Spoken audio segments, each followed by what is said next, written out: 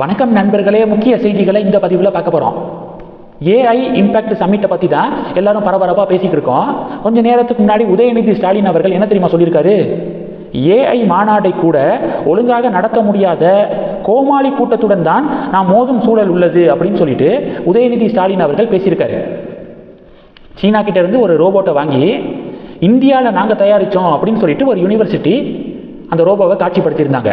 அதன் பிறகு தான் தெரிஞ்சிச்சு அது மேட் இன் சைனா அப்படிங்கிறது உறுதியானுச்சு. உடனே சென்ட்ரல் கவர்மெண்ட்டு அந்த யூனிவர்சிட்டியை அரங்கை விட்டு வெளியேற உத்தரவு பிறப்பிச்சாங்க. அந்த இன்சிடென்ட்டை தான் ஷேர் பண்ணியிருக்காரு. ஏஐ மாநாடை கூட ஒழுங்காக நடத்த முடியாத கோமாளி கூட்டத்துடன் தான் நம்ம மோதக்கூடிய சூழல் இருக்குது அப்படின்னு உதயநிதி ஸ்டாலின் சொல்ல, கமெண்ட் செக்ஷனில் பாஜக தொண்டர்கள் என்ன பதிலடி கொடுக்குறாங்கன்னா 2 பதிலடி கொடுக்குறாங்க. பதிலடி நம்பர் 1 என்னன்னா, மாற்றுத்திறனாளிகளுக்கான உலகக்கோப்பை கிரிக்கெட் போட்டியில் எங்கள் டீம் ஜெயிச்சிச்சு அப்படின்னு சொல்லிட்டு ஒருத்தர் நாச்சியப்பன் பாத்திரக்கடை மாதிரி ஒரு பாத்திரக்கடையில் ஒரு பெரிய கப்பை வாங்கிட்டு வந்து உதயநிதி ஸ்டாலினையும் சந்தித்து முதல்வர் ஸ்டாலின் அவர்களையும் சந்தித்து புகைப்படம் எடுத்துக்கிட்டார்ல, அந்த புகைப்படத்தை ஷேர் பண்ணி பதிலடி கொடுக்குறாங்க. பதிலடி நம்பர் 2 என்னன்னா, திரைத்துறையினருக்கு சமீபத்தில் தமிழக அரசாங்கம் விருதை வழங்கினாங்க. உதயநிதி ஸ்டாலின் அவர்கள் தான் விருதை கொடுத்தது. அப்போது ஏஆர் ரகுமானுக்கு வழங்க வேண்டிய விருதை நடிகர் சூர்யாவுக்கு வழங்கினாங்க. ஏஆர் ரகுமானுடைய பேர் போட்டிருக்கக்கூடிய ஷீல்டு சூர்யாவுக்கு கொடுக்கப்பட்டுச்சு. இதையும் ஷேர் பண்ணி உதயநிதி ஸ்டாலின் அவர்களுக்கு பதிலடி கொடுக்குறாங்க பாஜக தொண்டர்கள். இது 1. 2வது என்ன பார்க்க போகிறோம்? 2வது, டெல்லியில் ஏஐ இம்பாக்ட் சம்மிட்டில் யூத் காங்கிரஸை சேர்ந்த 10 பேர் உள்ள புகுந்து கலாட்டா பண்ணி பொதுமக்கள்கிட்ட வாங்கி கட்டிக்கிட்டாங்களே, பொதுமக்கள் எட்டி உதைச்சாங்க. அந்த வீடியோலாம் செம ட்ரெண்டிங்கு. இது தொடர்பாக இப்போ காங்கிரஸ் என்ன தெரியுமா புகைப்படத்தை ஷேர் பண்ணியிருக்காங்க?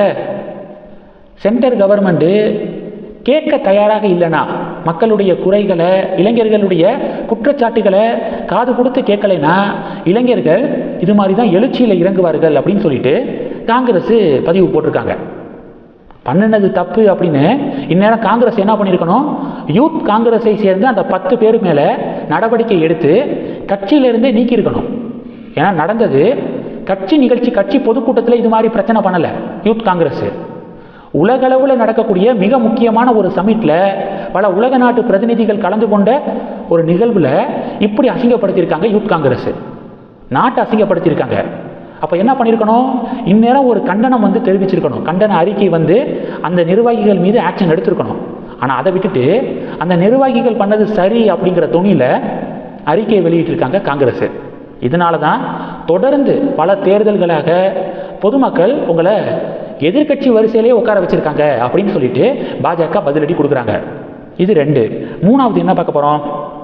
3வது, என்டிஏவுக்கு அடித்த ஜாக்பாட் ஆனால் எதுவுமே செய்யாமல் வேடிக்கை பார்க்கும் இபிஎஸ் நயினார் அப்படிங்கிற ஒரு பஞ்சாயத்து ஓடிக்கு இருக்கு.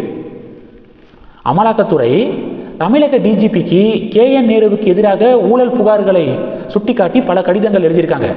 கேஎன் நேரு மீது ஆக்ஷன் எடுங்க, வழக்கு பதிவை ரிஜிஸ்டர் பண்ணுங்க அப்படின்னு தமிழ்நாடு டிஜிபிக்கு தொடர் கடிதத்தை இடி எழுதிக்கு இருக்காங்க. ஆனால் டிஜிபி சைடிலிருந்து இப்போ வரைக்கும் வழக்கு பதிவு செய்யப்படலை. தமிழக காவல்துறை கேஎன் நேருவுக்கு எதிராக எஃப்ஐஆரை இப்போ வரைக்கும் போடலை. அதிமுக என்ன பண்ணாங்க? கோர்ட்டுக்கு போனாங்க. இந்த விவகாரத்தை நீதிமன்றத்துக்கு கொண்டு போனாங்க. நீதிமன்றம் ஆர்டர் போட்டுருச்சு. லஞ்ச ஒழிப்புத்துறை கேஎன் நேருவுக்கு எதிராக எஃப்ஐஆரை ரிஜிஸ்டர் பண்ணி விசாரணையை தொடங்குங்க அப்படின்னு லஞ்ச ஒழிப்புத்துறைக்கு நீதிமன்றம் அதிரடியான உத்தரவு பிறப்பிச்சாச்சு. நேற்று நடந்துச்சு இந்த இன்சிடென்ட். இப்போ டிபேட் என்ன அப்படின்னா, அமலாக்கத்துறை டிஜிபிக்கு எழுதின அந்த கடிதம் இருக்குல்ல, அந்த கடிதம் இப்போ வெளிவந்திருக்கு. கடிதத்தில் என்னென்ன சொல்லியிருக்காங்க, என்னென்ன ஆவணங்களை இடி அட்டாச் பண்ணியிருக்காங்க, என்ன எவிடன்ஸோட டிஜிபிக்கு புகார் கொடுத்துருக்காங்க அப்படின்னு எல்லா இன்ஃபர்மேஷனும் இப்போ வெளிவந்திருக்கு. அதில் பார்த்தீங்கன்னா 3/12/2025 அப்போ இடி தமிழ்நாடு டிஜிபிக்கு அனுப்பிய ஆவண தொகுப்பில் பக்கம் 51ல் என்ன சொல்லப்பட்டிருக்குன்னா, டெண்டரில் கமிஷன் 7.5% 7.5% 10% வரைக்கும் டெண்டரில் கமிஷன் பெறப்பட்டிருக்கு. என்ன சொல்லி ஒப்பந்ததாரர்கள்ட்ட என்ன சொல்லி கமிஷன் பெறப்பட்டிருக்குன்னா, கட்சி நிதியாக கமிஷன் பெறப்பட்டிருக்கு அப்படின்னு சொல்லிட்டு இடி டிஜிபிக்கு அனுப்பிய அந்த கடிதத்தில் ஆவண தொகுப்பில் இந்த வரிகள் இடம்பெற்றுள்ளது. கட்சி நிதி அப்படின்னு சொல்லிட்டு கமிஷன் வாங்கியிருக்காங்க. அப்போ கட்சி நிதி அப்படின்னா இதில் கட்சியுடைய தலைமையும் உள்ளே வராருல, அவருடைய பேரும் உள்ளே வருதுல. முதல்வர் இதில் வந்து விளக்கம் கொடுக்கணும் அப்படின்னு சொல்லிட்டு அதிமுக தொண்டர்கள், பாஜக தொண்டர்கள்லாம் காலையிலேருந்து பதிவுகள் போடுறாங்க. எவ்வளோ பெரிய ஜாக்பாட் என்டிஏவுக்கு கிடச்சிருக்கு. இந்த விஷயம் இந்நேரம் எதிர்கட்சியாக திமுக இருக்கும்போது நடந்திருந்தா இந்நேரம் திமுக தமிழகத்தையே ஒரு குலுக்கியிருப்பாங்க, தமிழகமே அதிர வச்சிருப்பாங்க. ஆனால் தமிழக பாஜக மாநில தலைவர் நயினார் நாகேந்திரன், அதிமுகவுடைய பொதுச் செயலாளர் எடப்பாடி பழனிசாமி அவர்கள் சும்மா ஃபார்மாலிட்டிக்கு ஒரு கண்டன அறிக்கை மட்டும் வெளியிட்டுட்டு அமைதியாக இருப்பதற்கான நோக்கம் என்ன? இப்படியெல்லாம் பண்ணிட்டு இருந்தா எப்படி என்டிஏவை ஸ்ட்ராங் படுத்த முடியும்? தேர்தல் வந்துருச்சு, தேர்தல் நேரத்தில் இது மாதிரியான ஒரு நியூஸ் கிடைச்சிருக்கு, பெரிய ஜாக்பாட் நியூஸ் எதிர்கட்சிகளுக்கு. இந்நேரம் எதிர்கட்சிகள் இபிஎஸ் களத்துக்கு வந்திருக்கணும், போராட்டத்தில் இபிஎஸ்ஸே குதிச்சிருக்கணும். பாருங்க, ஃபைலில் பார்த்தீங்கன்னா இடியுடைய ஃபைலில் முதல்வர் ஸ்டாலினுடைய பேர் இருக்குது அப்படின்னு சொல்லிட்டு போராட்டத்தில் குதித்து மக்கள் மத்தியில் இந்த ஊழலை கொண்டு போய் சேர்த்துருக்கணும், இந்த ஸ்கேமை மக்கள் மத்தியில் தெரியப்படுத்தியிருக்கணும்.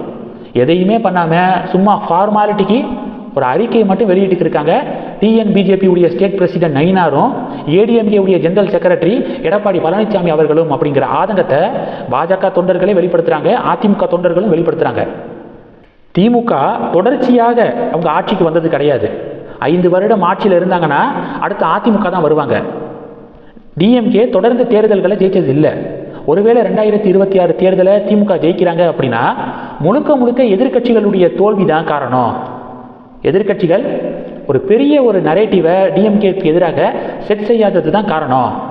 அண்ணாமலை பிஜேபியுடைய மாநில தலைவராக இருந்தப்ப அவரால் என்னென்ன வழியில் முடியுமோ அந்த அளவுக்கு திமுக கவர்மெண்ட்டுக்கு நெருக்கடி கொடுத்தாரு. டிஎம்கே ஃபைல்ஸை வெளியிட்டாரு, புதுசாக ஏதாவது ஒன்று திமுகவுக்கு எதிராக பண்ணிக்கிட்டே இருந்தார். ஆனால் அண்ணாமலை போனதுக்கப்புறம், ஸ்டெப் டவுன் ஆனதுக்கப்புறம் ஈஸியாக போயிடுச்சு திமுகவுக்கு.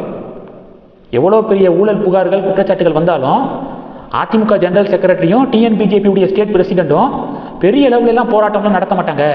ஜஸ்ட்டு ஒரு ஃபார்மாலிட்டிக்கு ஒரு கண்டன அறிக்கை, ஏதாவது திட்டி ஏதாவது அறிக்கையை மட்டும் வெளியிடுவாங்களே தவிர ஸ்தம்பிக்கக்கூடிய வகையில், தமிழகத்தையே உழுக்கக்கூடிய வகையில் எந்த போராட்டத்தையும் அவங்க நடத்த மாட்டாங்க அப்படிங்கிறது திமுக தலைமைக்கு தெளிவாக புரிஞ்சிருச்சு. அதனால தான் ரொம்ப ஈஸியாக எடுத்துக்கிறாங்க இதெல்லாம் அப்படின்னு பாஜக தொண்டர்கள் கோபத்தை வெளிப்படுத்துகிறாங்க. இந்த விஷயங்களை பற்றி உங்களுடைய பார்வைகளை மறக்காமல் கமெண்ட் பண்ணுங்கள். தொடர்ந்து கணக்கில் இருங்க, அடுத்தடுத்து நிறையா பதிவுகளை பார்க்க போகிறோம். நன்றி, ஜெய் ஹிந்த்.